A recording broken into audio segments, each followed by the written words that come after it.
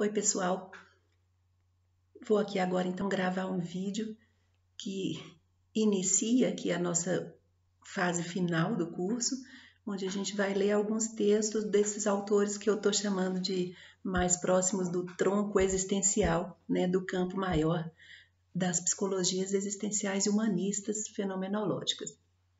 Acho que a essa altura isso está bastante claro para vocês, né, a gente pensar numa influência de fundo da fenomenologia para todo esse campo e as suas, uma característica um pouco diferenciada de um tronco humanista e o tronco existencial. Eu disse um pouco diferenciada, para a gente lembrar lá daquele posicionamento do Adriano Furtado, que a gente viu no início do semestre, e que é o que eu penso também, que na verdade essas diferenças elas são menores diante de tudo que há de comum aí entre esses psicólogos todos, tanto teóricos quanto na sua prática clínica, mas de qualquer maneira há sim uma nuance, alguma diferença que deve ser considerada.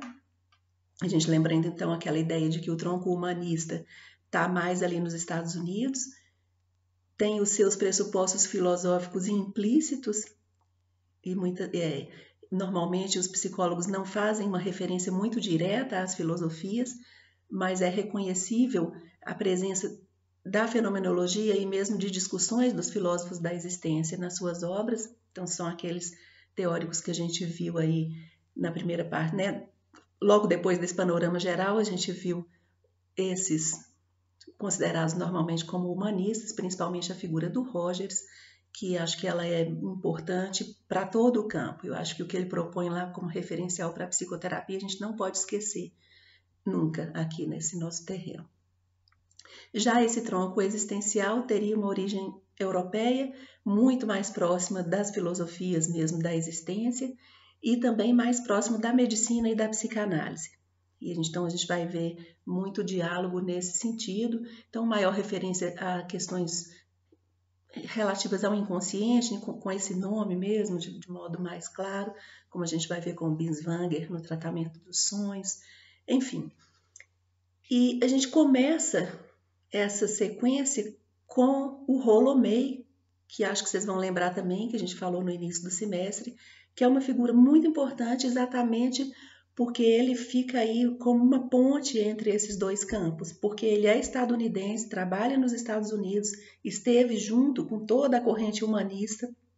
Vocês lembram que a gente falou muito que houve um grande movimento cultural também em torno do surgimento da psicologia humanista, do seu desenvolvimento, muitos encontros, muitos congressos, e o Rolomei teve presente aí sempre nessa movimentação.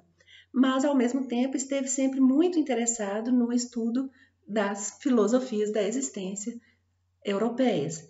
E, inclusive, assim, não só o que ele fez foi não só um contato via estudos, né? Não só porque ele lia essas pessoas, mas também porque convidou muita gente que começava a trabalhar na Europa com a psicoterapia existencial, com a análise existencial, e o Rolomei serviu um pouco de ponte também física, concreta, entre essas pessoas. Então, com isso, começa a haver um trânsito, né, entre esses pensadores, um trânsito entre a Europa e os Estados Unidos, e com isso entre esse tronco humanista e o tronco existencial. E o Rolomei foi muito importante aí nessa movimentação, porque ele como que tinha um pé em cada campo. Então, com isso, a gente começa com ele. O texto que a gente vai ler, o texto que eu vou comentar, quem já leu percebeu que ele não faz citações diretas de filósofos, como eu disse, tenho repetido algumas vezes, né, que os psicólogos existenciais tendem a fazer. Como vocês viram nos textos contemporâneos que a gente leu, todos eles fazem muitas referências, mas claramente a escrita do May está toda como que embebida, né, naquela atmosfera do que diziam esses pensadores aí do início do século XX sobre a existência. Mas ele fala de modo próprio, acho que às vezes não cita quando talvez devesse citar, não sei, mas realmente o texto dele tem algumas referências, mas elas são poucas.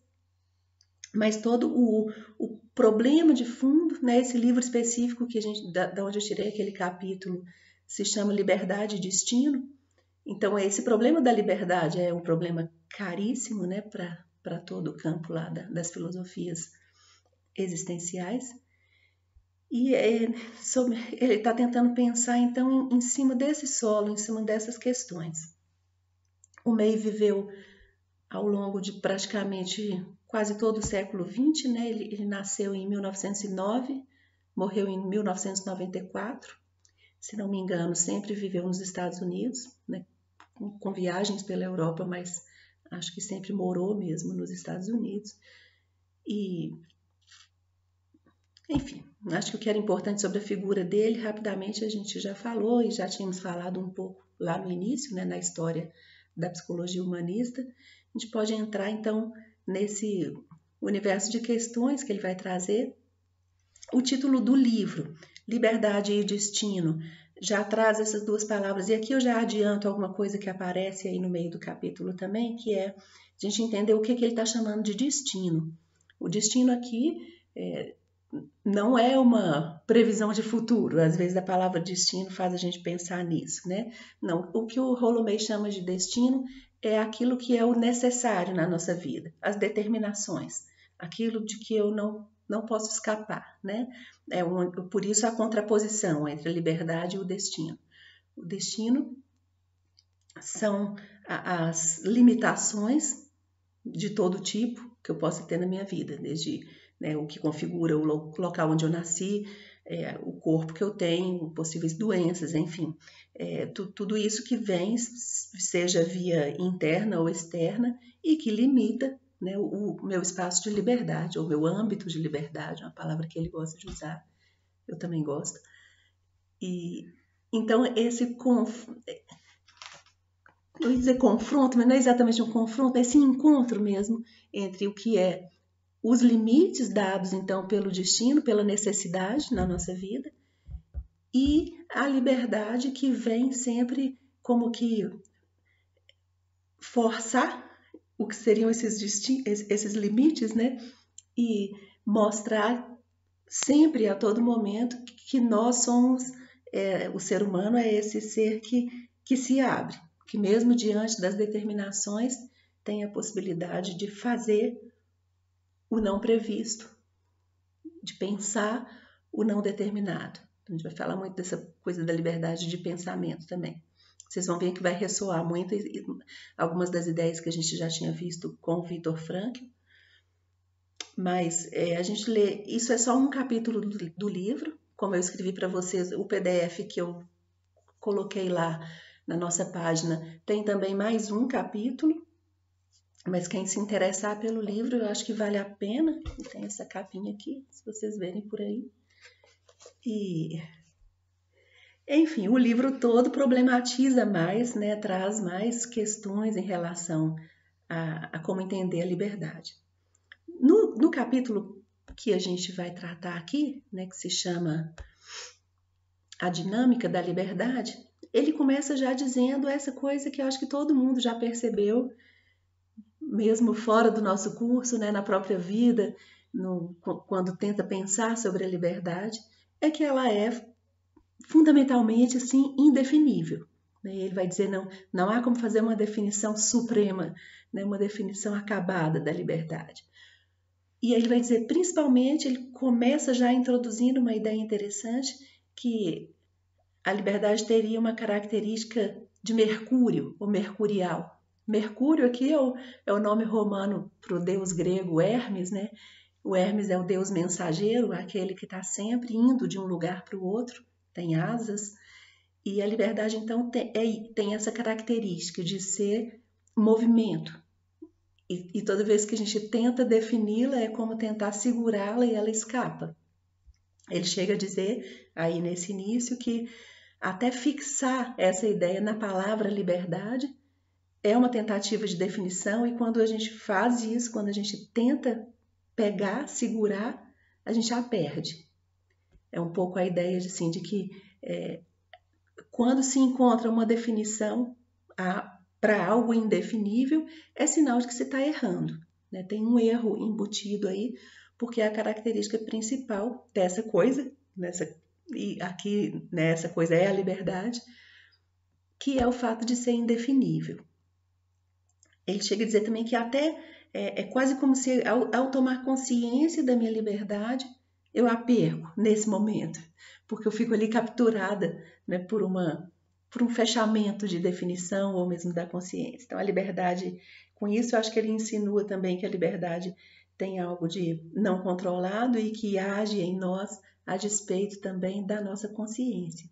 Isso é uma ideia só para a gente deixar guardada um pouquinho, porque a gente está muito acostumado com aquela ideia bastante sartriana, né, da liberdade como a necessidade da escolha, e isso traz essa experiência para um campo da racionalidade e da consciência.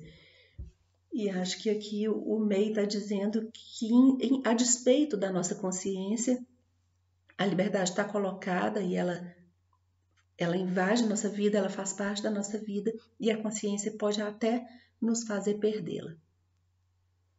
Então, com essa ideia de ser um movimento contínuo, ele diz também, está implicado aí na noção de movimento, que existe também a possibilidade de que nós a percamos. Também nisso que eu disse, né? Fazer a definição é perder. Ter consciência pode significar perder também. Ou seja, apesar dela ser presença contínua, ela pode nos escapar. E cabe a nós, então, lutar sempre pela liberdade. A liberdade não é uma garantia, ela constitui o que nós somos, e aí a gente começa a perceber aqui essa ideia, né, psicológica que vai se colocando, que é, e que a gente já viu tanto aí para trás, que é que nós temos o risco, nós sempre corremos o risco de perder o que nós somos. E isso diz respeito tanto a uma individualidade, a perder aquilo que essencialmente eu, essa pessoa específica que sou, mas também perder aquilo que caracteriza a humanidade. Aqui nesse caso, colocando a liberdade como um traço disso, um traço de humanidade que pode ser perdido. E que, né, então, cabe a nós garantir que ela não se perca. E, ao mesmo tempo, liberdade coloca para nós também a ideia de libertação. E aí ele vai dizer, a cada momento nos perguntamos do que temos que nos libertar. Veja que quando a gente coloca essa ideia de que eu preciso me libertar de algo, aí também a gente já está vendo que há sempre algo que pode vir retirar de mim a liberdade. E aí, nesse sentido, que ele vai dizer que é mais fácil, nós conseguimos melhor definir a liberdade negativamente. Esse negativo quer dizer, o ser livre é aquele que não está aprisionado, que não foi feito escravo, que não foi dominado por outro. Assim, a gente, e ao fazer essa definição pela via do negativo, fica claro que então haveria sempre alguma coisa que vem tentar capturar, dominar a liberdade, e é contra essas coisas que se luta para garantir a permanência da liberdade, né?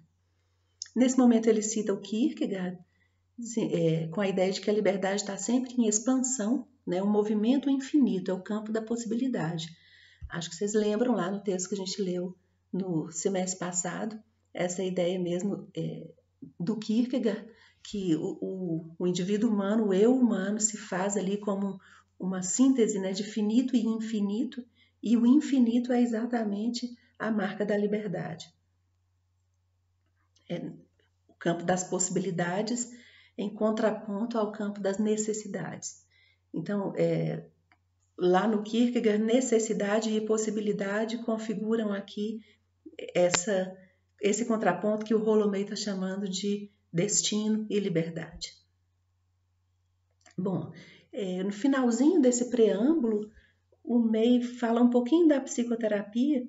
Ele diz assim que é muito importante quando o paciente usa os verbos, né, eu posso ou eu vou, porque isso, ele até fala assim que toda vez que ele escuta isso, ele faz questão de apontar para aquela pessoa, né, repetir, deixar claro que escutou aquilo, para que a pessoa possa ter bastante, a pessoa que eu digo, o paciente ali em terapia, tenha clareza que está se colocando nesse lugar da atividade e da afirmação da liberdade.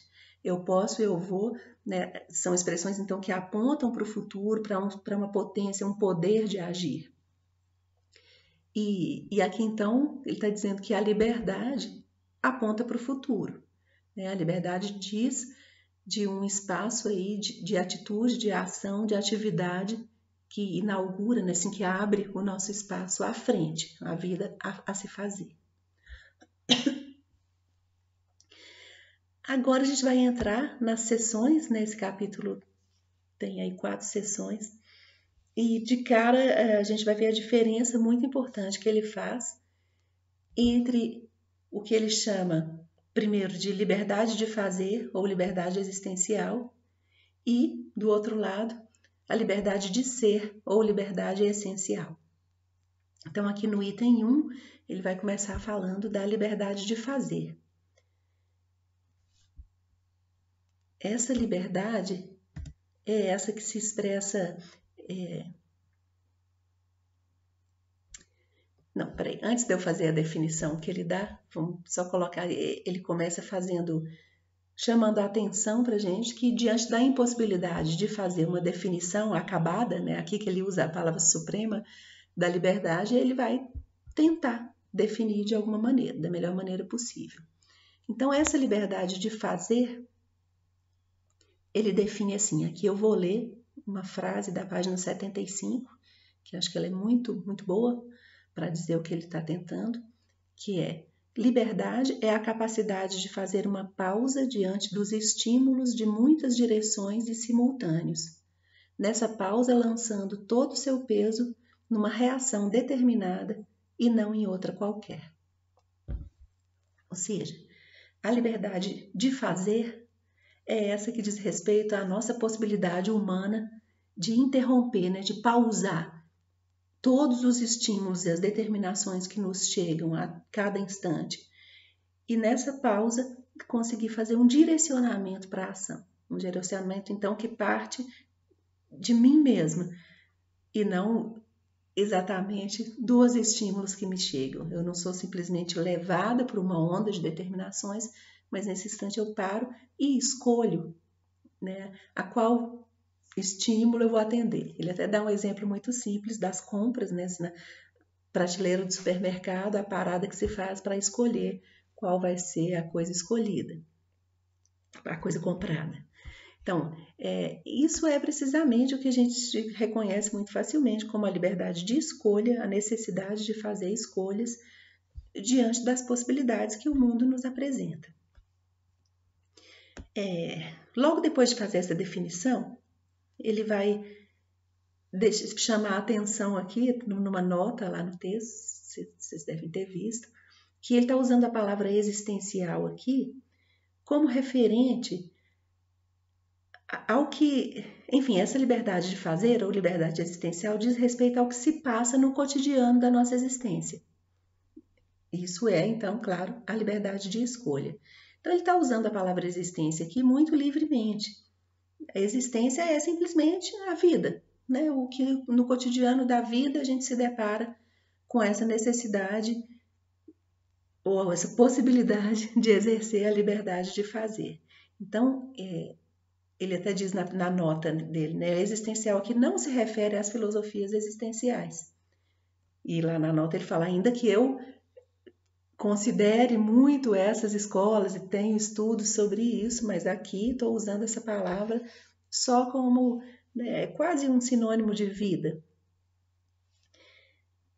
Pois bem, seguindo então, ele vai dizer, existe uma expressão mais profunda dessa capacidade, dessa possibilidade aí de afirmação de uma liberdade de fazer, que é o que a gente poderia chamar de um fazer interno, né? Não é só o fazer no mundo, não é só as escolhas diante dos estímulos concretos da realidade ou das outras pessoas, mas uma liberdade que se faz no nosso espaço já mental, né? E aqui depois ele vai dizer que nisso estaria a passagem para outra liberdade, que é a liberdade de ser, mas ele se refere aqui a uma coisa muito concreta, que é a nossa capacidade de fazer perguntas. Quer dizer, a capacidade de fazer pergunta é mais ou menos o mesmo do que ele dizia lá, né, da pausa diante dos estímulos. Quando ele dá o exemplo, que eu falei que muito simples, das compras no supermercado, é uma pausa diante daquela coisa concreta que se coloca à minha frente. A pergunta é como que uma pausa diante dos estímulos mentais que me são feitos, diante de tudo que eu escuto, né, das ideias dos outros. E aí ele dá o exemplo de alguém que faz uma pergunta numa palestra, a gente pode pensar numa aula. Fazer a pergunta é o momento de parada e de deixar surgir, né, um movimento racional, né, que é próprio seu, e diante daquilo que está sendo dito, ser capaz de contrapor alguma coisa, né, de vir com uma expressão pessoal diante daquilo que é dito, diante daquele conhecimento, por exemplo, que está sendo ali dito, expressado, transmitido. A pergunta vem romper isso. E a pergunta provoca uma resposta que deverá ser também livre. A resposta também se faz numa escolha. No momento que vocês me fazem uma pergunta, eu preciso sempre de um tempo, de uma parada para realmente escutar aquela pergunta, compreender e buscar em mim, né, nos recursos que eu tenho, uma resposta possível. E aí, ele vai dizer, isso é muito rico e profundo em relação à liberdade, essa comunicação fina que se faz entre duas pessoas, que diz respeito ao ato de perguntar e o ato de responder. Quando isso realmente se faz de modo atento, né, que busca de fato uma escuta, né, e produz aí uma comunicação que é rica em termos de conhecimento e de liberdade. O exercício da pergunta, então, é a afirmação da liberdade de pensamento. E é exatamente essa ideia de uma liberdade de pensamento que ele diz aqui, a gente vê a passagem para o outro tipo de liberdade, que é a liberdade de ser ou liberdade essencial.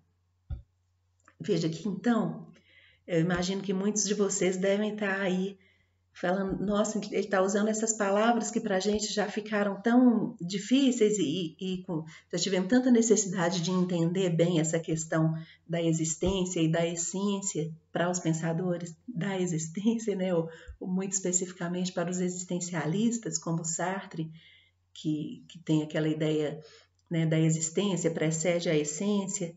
Aqui o Rolomei está usando com muita liberdade essas palavras, então acho que dá para a gente entender que o existencial aqui para ele é o que se refere à vida vivida mesmo, à vida no seu agir, e liberdade essencial vai dizer de algo que é inerente ao ser humano,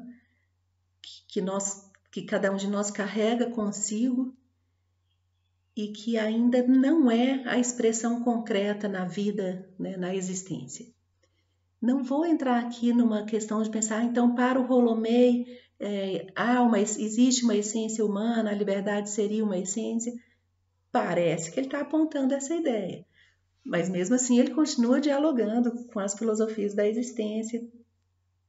Mas eu acho que também, então, vamos com calma, porque aqueles filósofos às vezes têm um pouco de cautela em usar a palavra essencial, exatamente porque eles estão querendo afirmar que para o ser humano é a existência que é o que marca, né, a sua essência. A gente viu isso com o Heidegger também.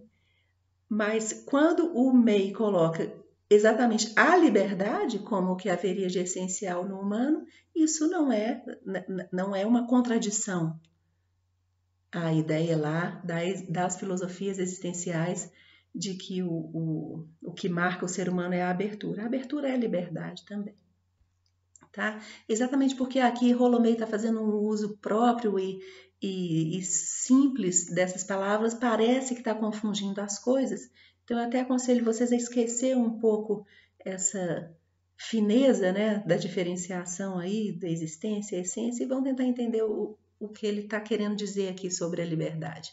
Depois, se for o caso, na sexta-feira a gente tenta discutir isso um pouco mais.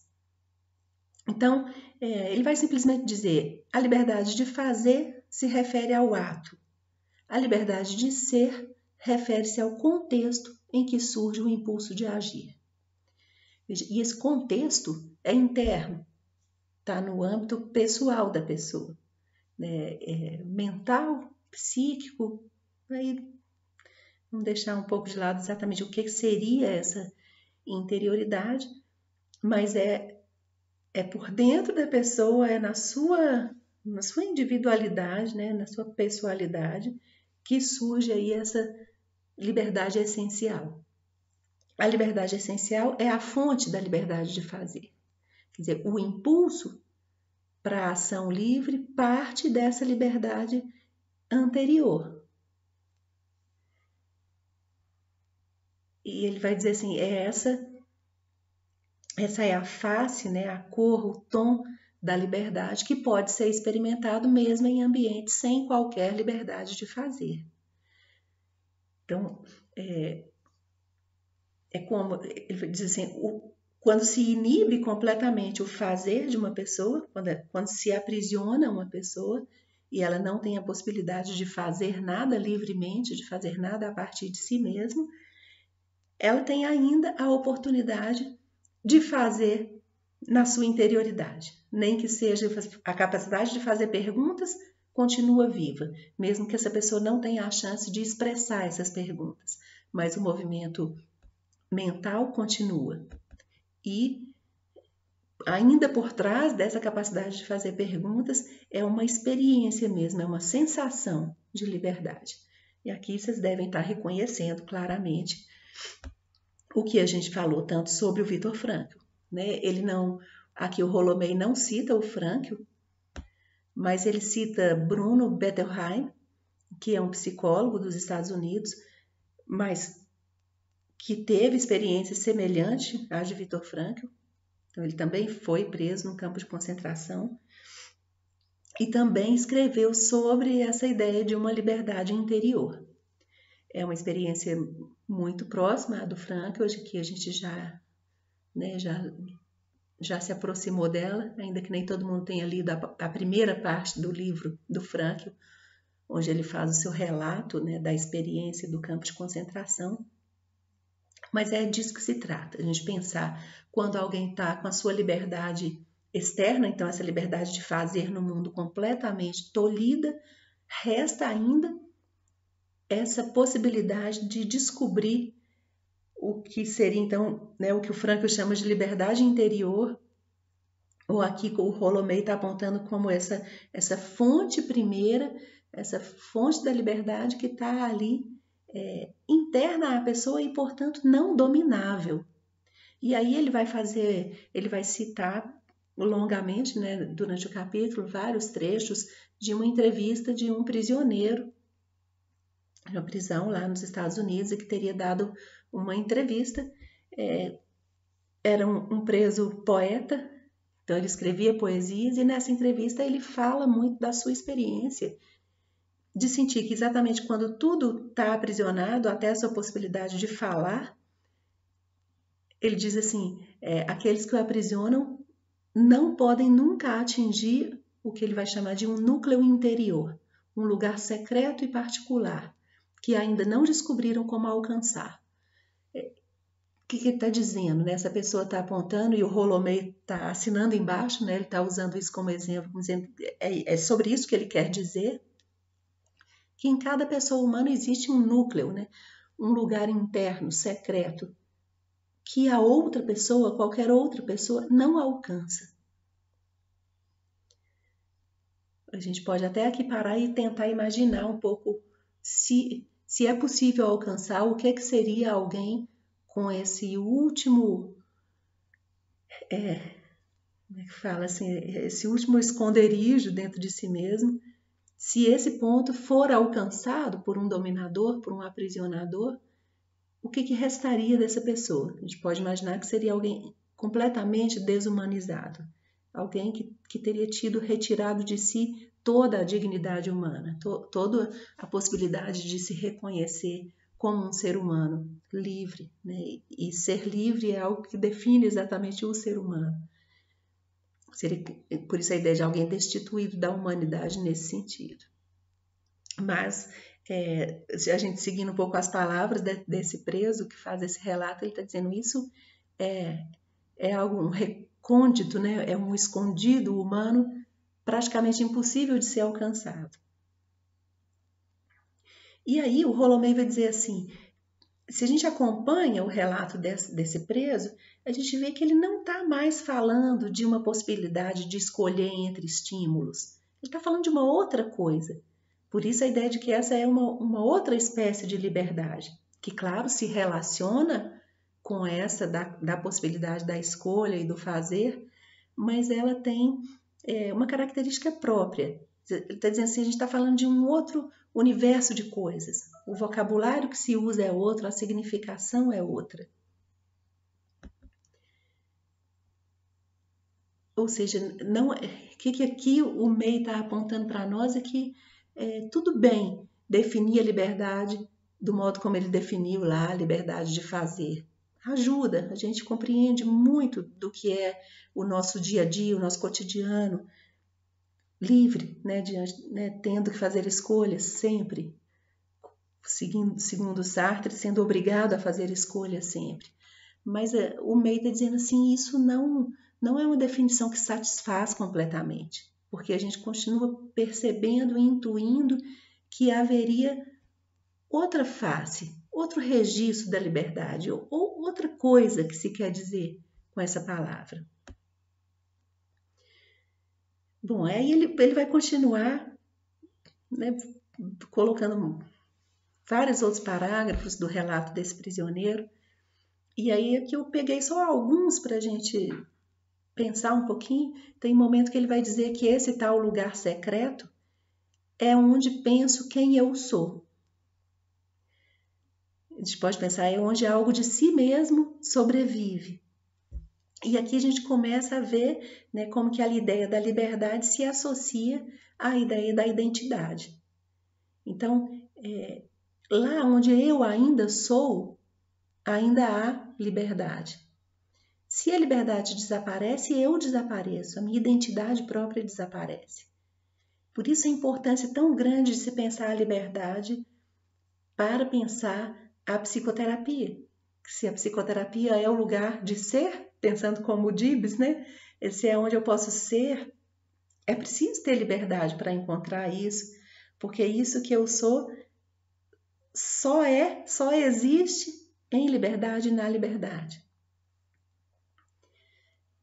Bom, ele vai dizer ainda que é nesse lugar, né, nesse lugar secreto, onde eu penso quem eu sou, que eu tenho a chance também de compreender a realidade, né, compreender até o fato de estar lá aprisionado, ele fala mais ou menos assim, e é também lá onde ele encontra o que ele precisa para manter viva a sua vontade de viver e a sua humanidade. Veja, a vontade de viver, então, aparece junto desse núcleozinho, onde a gente teria, então, a identidade íntima, a liberdade, haveria aí também a fonte da vontade de viver.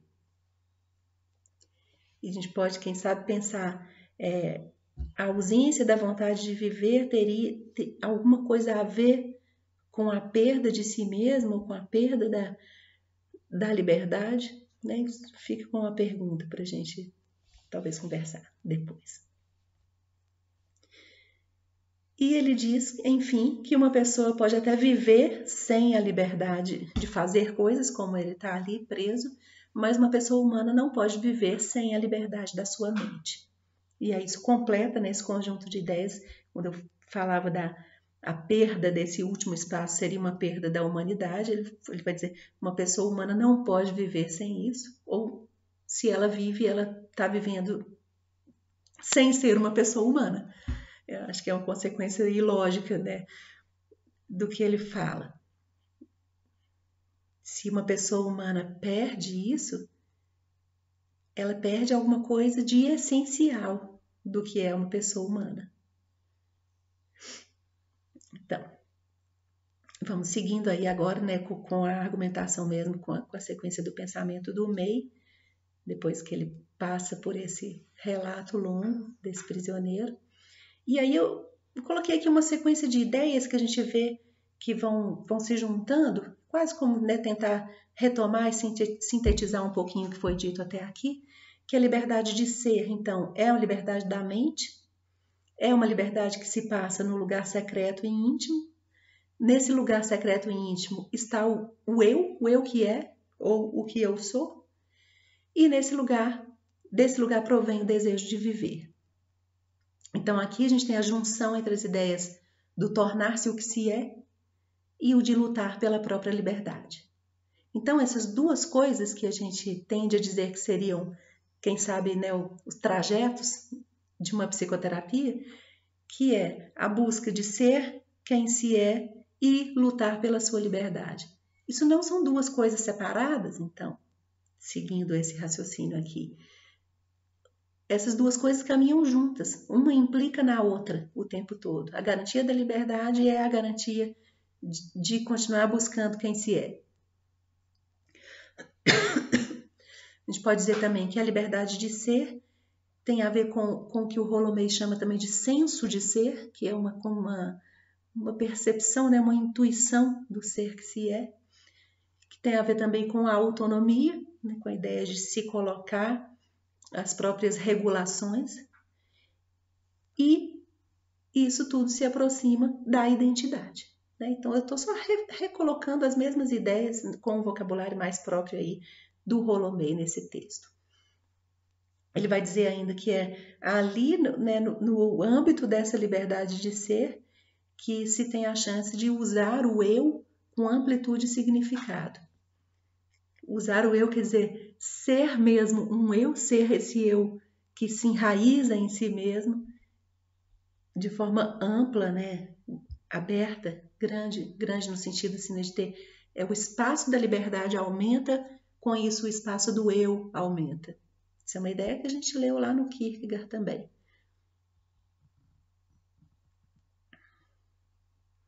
Agora, aqui eu acho muito bom que esse texto chama a atenção para alguma coisa que eu mesma também chamei a atenção para vocês quando a gente tratava do Frankl, que é o risco de se pensar, ou desvalorizar isso, né? Pensar, isso é apenas um estado de espírito, então. A liberdade seria apenas um estado de espírito e, portanto, não importaria, não teria mais problema, então, aprisionar pessoas, já que sempre vai restar a elas esse estado de espírito que é a liberdade. Eu lembro de ter dito em sala para vocês assim, é perigosa essa ideia da liberdade interior. Por mais que eu acho que ela é verdadeira, os relatos estão aí para dizer para a gente de pessoas que viveram essa experiência. O Rolomei vai chegar numa conclusão muito bacana aqui sobre isso na vida de cada um, mas a gente tem que ficar muito esperto para não perder a dimensão social e política que está embutida aqui nessa questão. E aí ele vai dizer, ele vai citar várias lutas libertárias, movimento negro nos Estados Unidos, cita feminismo. Quer dizer, o que ele está querendo dizer? A liberdade de ser, essa tal liberdade essencial, que tem a ver com o pensamento, com a interioridade, ela não pode ser reduzida a isso. Se ela for reduzida a um simples estado de espírito, ela vai se perder completamente e perder a sua significação. E aqui eu leio uma frase dele. Não há nenhuma liberdade interior autêntica que mais cedo ou mais tarde não afete e não mude a história humana. Ou seja, a liberdade de ser e a liberdade de fazer se implicam uma na outra, e garantir a própria liberdade acaba significando também empurrar isso para o mundo. Não sei se me faço entender dessa maneira, né? Mas a luta pela própria liberdade tem potência, tem força para se tornar uma luta pela liberdade de todos, ou de grupos, quando a gente pensa nas lutas identitárias também. Então ele diz subjetividade e objetividade se auto-implicam na dinâmica da liberdade. Então, isso não vamos nunca esquecer. Tá? Pois bem, ele segue então dizendo também que a liberdade de ser confere dignidade à existência humana. É a partir desse espaço não dominável que a gente garante essa coisa também indefinível, mas que a gente reconhece o que é a dignidade, que é a garantia do nosso estatuto de humanidade. Né? Quando a gente diz foi retirado de uma pessoa a humanidade, foi retirado dela a dignidade humana. Diz também que a liberdade de ser é fonte de esperança, porque aponta possibilidades. Né? Quando a gente pensa na esperança, a esperança como um apontar de possibilidades, mesmo que a gente não saiba bem quais são as possibilidades. Quando, por exemplo, nesse momento que a gente vive agora, a gente tem a esperança de que isso vai passar e que algo vai ser encaminhado de modo a resolver a situação que nós vivemos, mas ninguém sabe exatamente o que vai acontecer, como vai se desdobrar, como o coronavírus vai ser vencido, como e quando. São coisas que nós não sabemos, mas a esperança aponta para essa possibilidade de que isso vai ser ultrapassado e que a gente vai, mais cedo ou mais tarde, voltar a ter uma vida normal, minimamente, no sentido de poder encontrar as pessoas, abraçar as pessoas e tudo mais. Mas é a partir da liberdade que a gente consegue imaginar um universo de possibilidades. E até possibilidades não ainda imagináveis concretamente por nós. E aí, mais para o final dessa sessão, ele volta ao preso e diz que o preso poeta fala ainda que a liberdade é para ele fonte de alegria. E aí o Rollo May fala um pouco sobre a relação da alegria com o espírito. Ele diz que é como se confirmasse a realidade do espírito. E o que ele está chamando aqui de espírito seria exatamente isso que onde residiria em nós essa liberdade essencial, essa liberdade que não desaparece e que não é aprisionável. Então, essa coisa não apreensível pelo outro seria também a fonte, né, da possibilidade de manter a sanidade psíquica, mesmo em ambientes insalubres. Então, aí ele vai dizer, o oposto da liberdade de ser seria o adoecimento psicótico. Tá como que dizendo assim, a perda completa disso faz com que a pessoa se perca completamente de si mesma. E aí ele vai dar alguns exemplos, cita o mundo da arte. Eu coloquei lá nas minhas notas uma cópia do quadro do Picasso que ele cita como o quadro que inaugura o cubismo, só para dizer um pouco de como que a liberdade pessoal, individual, pode gerar algo concreto no mundo e que atinge outras pessoas e que leva outras pessoas também para um exercício próprio da liberdade. Então, esse vídeo vai ficando longo, mas acho que vai ser assim mesmo, pensar que isso é a substituição de uma aula. A gente chega na terceira sessão, onde ele faz a pergunta: existe um conflito entre a liberdade de fazer e a liberdade de ser? E aqui ele vai esboçar uma coisa que a gente pode pensar como um pouco paradoxal. Ele faz uma referência problematiza um pouco aquela ideia da hierarquia de necessidades.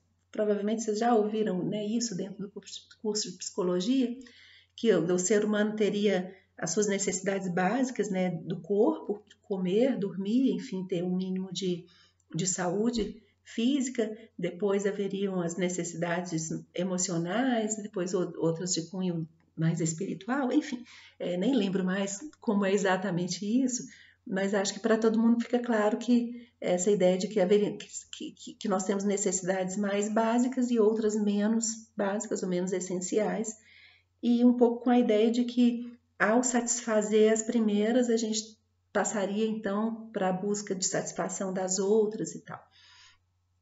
E aí o Rollo May vai dizer que parece que o movimento é um pouco o contrário, é que quando a gente está sem a possibilidade de garantir as necessidades básicas, o ser humano se põe num outro movimento que é a busca das necessidades superiores, que é um pouco esses relatos dos prisioneiros de campo de concentração ou de prisão, enfim, de qualquer prisioneiro, que quando fala isso, que aquilo que seria o básico, que é a possibilidade de ir e vir, né?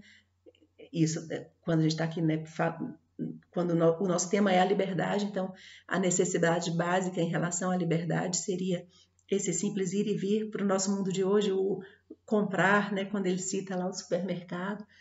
E quando isso está impedido, paradoxalmente se descobre uma liberdade maior no sentido de que mais indestrutível, né, que é o que ele chama de liberdade de ser. E ele está parecendo então que só se alcança essa liberdade de ser quando a liberdade de fazer está impedida. São essas experiências, esses relatos que a gente leu. E ele vai dizer, pois é, parece que na impossibilidade de agir, a pessoa se põe à escuta de si mesma. E aí a gente poderia parar um pouquinho e pensar, nossa, então só quem vive essas situações absurdamente duras, né, de retirada da liberdade, é que poderia alcançar a liberdade de ser em si mesmo? E ele porque nós tendemos a fugir de nós mesmos, né? A gente já leu isso em outros momentos aí com outros autores. Por isso, ser si mesmo não é algo óbvio para o ser humano. E essa tendência à fuga, né, ao estabelecer uma rota de fuga do encontro consigo mesmo ou do encontro com a própria liberdade, se faz através ele cita a ideia de ocupação constante como distração, fuga de si. E a gente pode pensar que uma liberdade de fazer plena pode levar a esse distanciamento de si mesmo, que na medida em que eu posso andar, eu posso comprar, eu até coloquei lá assim, entre parênteses aqui, a gente pode pensar sobre o liberalismo, sobre essa insistência, né, do pensamento capitalista liberal de dizer da liberdade, mas que liberdade é essa que eles estão oferecendo? É sempre só a liberdade de fazer, e acho que, né, a gente pode falar com todas as letras, principalmente a liberdade de consumir e de produzir. Na nossa época, é isso que é garantido para todo mundo, e isso gera um movimento, uma ocupação constante que nos faz nos distanciar de nós mesmos. Vários de vocês relataram, né, na nossa última aula, a ideia de que estando em casa acaba acontecendo um movimento de retorno a si mesmo. E aí, aqui que eu acho que é uma sacada muito interessante desse texto, ainda que ele vai fazer uma analogia com o campo de concentração, e isso pode ser um pouco forçado, e isso talvez faça com que a gente rejeite um pouco a ideia no primeiro momento, mas se a gente entrar no que ele está propondo, eu acho que é muito interessante, que é o seguinte, o destino, então, só repetindo o que eu disse no início, destino para o Rolomei é o que é necessário, é o que são as determinações, né? As determinações limitantes da nossa experiência de vida, da experiência existencial. E aí ele diz assim, eu vou ler primeiro um parágrafo, depois eu retomo, tentando clarear essas ideias para nós. Nosso próprio destino não é um campo de concentração? Não é o destino que nos impinge e nos força a perceber nossa escravidão? Assumir nosso destino, que é o desígnio de nossa vida, não nos leva a escapar ao confinamento, à sobriedade, até mesmo à crueldade, o que nos leva a olhar além dos limites da ação cotidiana? O fato inevitável da morte, quer sejamos jovens ou velhos, não é o campo de concentração de todos nós? Então veja, ele está propondo que, vamos pegar o raciocínio, tem uma lógica embutida aqui. Quando ele colocou aquilo, parece que só as pessoas que têm a sua liberdade de fazer completamente controlada é que vão conseguir ter, de fato, essa experiência da liberdade de ser. Mas, e nós todos, né, que numa vida comum não estamos sujeitos a esse aprisionamento? A gente pode até pensar que agora nós, diante dessa realidade do ano de 2020 no mundo inteiro diante do coronavírus, a gente está tendo essa oportunidade, me desculpem usar essa palavra, que eu não gosto desse tipo de otimismo, assim, né, de pensar que algo muito ruim vem trazer uma consequência positiva, mas pegando aqui a ideia do rolo meio, eu acho que a gente pode fazer esse exercício também de pensar em que medida esse aprisionamento, entre aspas, que a gente está vivendo agora, não pode ser também aí o nosso caminho para a descoberta ou para o encontro com a nossa liberdade essencial. Mas não é disso que ele está falando nesse momento. Ele está querendo dizer para nós que mesmo quem nunca viveu uma situação de confinamento ou de aprisionamento, de perda de dignidade pessoal, seja em qualquer tipo de prisão, da menos violenta à mais violenta, que foi aquela vivida nos campos de concentração ou nos nossos doicode aqui no tempo da ditadura, ou dos escravos que viviam nas senzalas, enfim. Quem vive uma vida comum e que tem garantias em relação às liberdades de fazer, mesmo assim, poderia, num movimento aí interno de percepção da própria existência, perceber na sua vida o que são os pontos de aprisionamento. E é isso que ele chama de destino. Aquilo que eu não posso mudar na minha vida e que parece ser um limitador, então é uma determinação impossível de ser alterada, pelo menos momentaneamente. Um dia falando sobre essas ideias em sala de aula com uma outra turma, a gente tive um momento muito interessante com um aluno que eu própria entendi melhor esse raciocínio quando conversava com ele, porque ele disse assim, por exemplo, uma pessoa que tem um emprego muito ruim, mas que é o que ela precisa daquele dinheiro, ela não pode sair daquilo. Então, para a gente não perder de vista também as possibilidades de mudança da realidade concreta, primeiro há que se pensar, é possível mesmo? Será que seria possível mudar de trabalho? Se a pessoa de fato chega a uma conclusão, não, que aquilo é impossível naquele momento da vida que ela tem, ela não pode sair desse trabalho, que é ruim, que ela não gosta, mas ela realmente não pode mexer nisso nesse momento. Isso pode ser compreendido aqui nessa analogia que o Rolomei está propondo, como o campo de concentração, como aquilo que é um impossível de ser alterado e que, diante disso, se tem a possibilidade, então, a oportunidade de fazer o retorno para si mesmo e descobrir a liberdade interna que tem a ver com a atitude que se toma diante do impossível de ser alterado. Então, todo mundo vai encontrar na própria vida algo desse tipo, algo que é um limitador impossível de ser alterado, e a lida com isso, né, quando ele fala assumir o destino, assumir aquilo que é o incômodo não alterável, nos coloca numa relação conosco mesmos que nos leva àquele lugar secreto que o preso poeta aponta, e a partir desse lugar secreto que se descobre, né, que se tem a maior chance de descobrir a si mesmo, de tomar a rota, né, o caminho do tornar-se si mesmo. Então, mais uma vez, vou repetir o alerta, e isso não quer dizer, então, que a gente não deva permanecer em luta constante para o aumento das liberdades de fazer. Por exemplo, nesse caso muito concreto do emprego, pode ser que momentaneamente não é possível mudar, mas essa pessoa tem a chance de depois, mesmo tendo feito, né, as suas compreensões internas, de também mudar a vida concreta, a vida externa, porque se a liberdade de fazer e a liberdade de ser se autodeterminam também, né, se auto-implicam, então não se deve nunca deixar de lutar pela liberdade de fazer. Veja, a palavra luta sempre reaparece, porque é isso mesmo. Vivendo socialmente, politicamente, a gente está sempre em luta pela liberdade de fazer. Mesmo que eu que eu acredite, que eu descubra em mim essa fonte inesgotável e ilimitada da liberdade de ser, porque uma implica na outra. O Viktor Frankl, ou Bruno Bettelheim, mesmo descobrindo a liberdade interior no campo de concentração, não deixam de desejar e, de alguma maneira, lutar, mesmo que ali só mentalmente, para o fim do campo de concentração e comemorar quando acontece finalmente o fim daquela realidade terrível. Bom,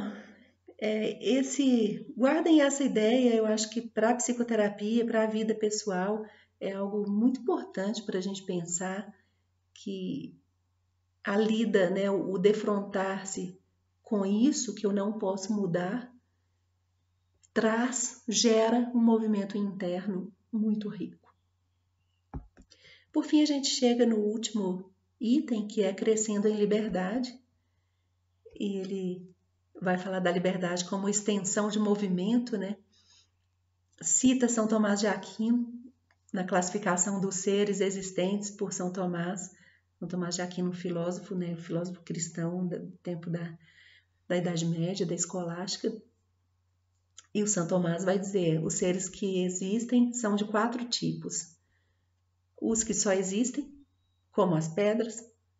Os que existem e crescem, como os vegetais. Os que existem, crescem e se movimentam, como os animais. E, por fim, os que existem, crescem, se movimentam e pensam, que são os seres humanos. Então, no pensar é que entra, né, na existência a liberdade. A liberdade desse modo, né, que a gente compreende. A gente pode pensar, se um animal não é livre, aí a gente estaria falando de talvez um outro tipo de liberdade. Não vamos entrar aqui nessa discussão. Acho que dá para entender, né, o que a gente está querendo dizer. Se o que marca o ser humano é a liberdade, a gente está se referindo a uma liberdade humana aqui. Aí ele vai citar um biólogo e que fala uma coisa muito interessante, né, que um bebê recém-nascido humano, ele tem os membros livres, e são desorientados, né, são membros que se movimentam muito. Você coloca um bebezinho deitado de costas, né, numa mesa, os braços e pernas se mexem de modo muito livre, e o biólogo Adolf Portman vai dizer que são movimentos muito mais livres do que o dos primatas, por exemplo, né, dos macacos. E ele diz, então, o recém-nascido humano não é só impotência, ele é também potência de liberdade. Ele aponta para isso que será a liberdade a ser realizada na vida. Um bebê recém-nascido, então, ele é desorientado, ele é impotente, os seus membros são desorientados, não sabem ainda se mover de forma a produzir, por exemplo, o caminhar, né? Mas eles são livres. E é essa liberdade que deverá, né, através do crescimento, da educação, o crescimento de uma criança humana diz respeito à transformação de potencialidades em realizações. Acho que todo mundo que vai pensar no Gibbs, ou, né, o que a gente leu sobre a psicoterapia infantil, também com o texto da Thelma Fulgêncio, que é a importância de que a criança, ao crescer, tenha reais âmbitos de liberdade, onde ela possa se movimentar. E tratando aqui dessa questão mesmo do crescimento, ele vai apontar aquilo que a gente já falou em outros momentos, que é sempre a contradição entre liberdade e segurança. E isso, para uma criança em crescimento, é muito, muito importante, porque é importante que a gente perceba. É óbvio que é preciso oferecer segurança para que uma criança cresça, né? Mas a segurança, se ela é excessiva, ela fere a liberdade, ela impede, né, que a criança possa se desenvolver a partir de si mesma. Por outro lado, a falta, o excesso, ou a falta excessiva da segurança é um gerador de ansiedade muito grande e que também vai ferir o movimento da liberdade. O que ele está querendo dizer? A criança, né, a pessoa em crescimento, quando é tomada por uma ansiedade excessiva, um medo excessivo, diante da falta de referências, ela também acaba desconectando-se, né, dessa fonte originária aí da liberdade pessoal. Por isso a importância de um certo equilíbrio no crescimento, ao criar uma criança, ao educar uma criança, e eu acho que todo esse discurso dele sobre a educação, e quando ele aponta também que o crescimento, a descoberta, o exercício da própria liberdade sempre vem acompanhado de medo, exatamente pela perda de segurança. Quanto mais liberdade, menos segurança. Quanto mais segurança, menos liberdade. E a falta de segurança gera medo e ansiedade. Tudo isso, eu acho que ele está se referindo a esse momento do crescimento para chegar na ideia mesmo da psicoterapia, que é a gente poder entender também a psicoterapia como crescimento, como espaço de crescimento, mesmo que já da pessoa adulta. E aí ele define, né, o que para ele é o propósito básico da psicoterapia, que seria ajudar o paciente a descobrir, consolidar e usar sua liberdade. Veja que em nenhum momento ele está falando de criação de liberdade, né? A liberdade já está lá. A liberdade nós carregamos conosco. Ela faz parte, então, do nosso essencial. Aqui sem medo de usar essa palavra, nessa referência a uma essência. É preciso descobrir, consolidar e usar aquilo que cada um de nós já carrega. E aí ele diz assim, há em todo o processo terapêutico um primeiro lance de liberdade, que é o fato da pessoa ter vindo, ter chegado a esse consultório e poder sair dele. Né? Então isso aí seria um primeiro lance da liberdade, a partir do qual se pode, né, ele vai dizer, se pode começar a construir. Liberdade tem a ver com diferenciação, e aí de novo ele usa o exemplo, né, da criança, do recém-nascido. Isso é uma ideia que eu tenho certeza que todos vocês já leram em várias vertentes da psicologia, a importância que é para um bebê a diferenciação, em primeiro lugar em relação à mãe, né, em relação àquele corpo do qual ele sai, mas pensando psiquicamente também uma diferenciação em relação àqueles que cuidam da criança, que aí não necessariamente é a mãe ou preferencialmente não é só a mãe, né, que hajam outras pessoas aí também cuidando. E a descoberta de si, o exercício da liberdade, sempre vai estar ligado a uma diferenciação em relação ao outro, ao meio. E, ao mesmo tempo, a diferenciação, essa percepção de si, gera a percepção, a descoberta do senso de responsabilidade. E a responsabilidade também é algo que gera temor, e muitas vezes se foge da liberdade para não assumir responsabilidades, né? Por não suportar se colocar no lugar do responsável, daquele, de cada um, a percepção de cada um de nós de sermos responsáveis pela vida criada, né? Pela vida vivida, enfim.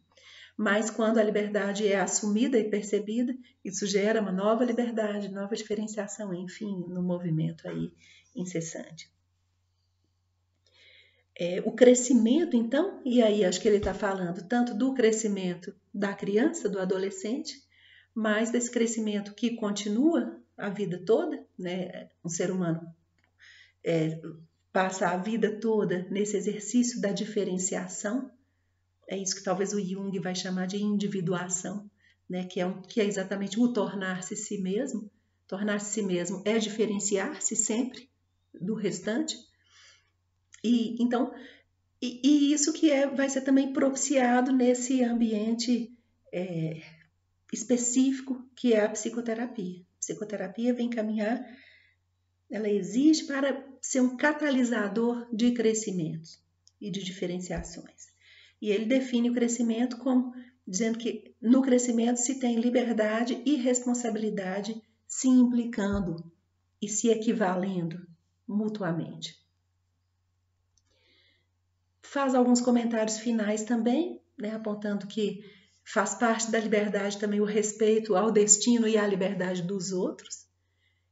Assumir o próprio destino, ou seja, assumir os pontos considerados como imutáveis na própria vida, diz respeito também a respeitar aquilo que é talvez um não mutável na outra pessoa.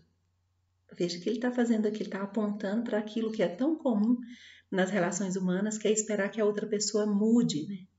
Mude para nós, mude no sentido de que nós queremos. Nos relacionamentos amorosos, isso é uma constante. E é preciso aprender a respeitar isso também, né? Não só a liberdade do outro, mas também o destino do outro, aquilo que o outro não é capaz de mudar. Fala de novo sobre arte, né? A arte como expressão, né? Como são faces da liberdade que se apresentam sempre nas criações artísticas. E por fim eu leio uma frasezinha também do final do capítulo, acho que é a mesma última frase do capítulo, onde ele vai dizer que movimento e expansão da liberdade são expressões simbólicas do progresso do indivíduo, do nascimento à morte.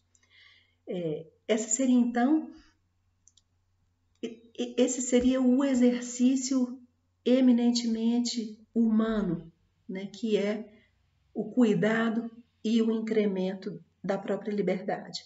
E com isso, diante de tudo que a gente falou até aqui, é o tornar-se si mesmo livremente, que só vai encontrar um fim no momento da morte. E esse fim não quer dizer que a tarefa foi concluída, quer dizer só que ela foi interrompida. E cada um de nós vai chegar a esse momento final tendo completado mais ou menos, né? Isso que é a tarefa da criação de si mesmo na liberdade. Bom, acho que é isso, gente. Na sexta-feira a gente se encontra para discutir sobre esse texto, falar dessas ideias. Espero que vocês tenham gostado dele. Até mais.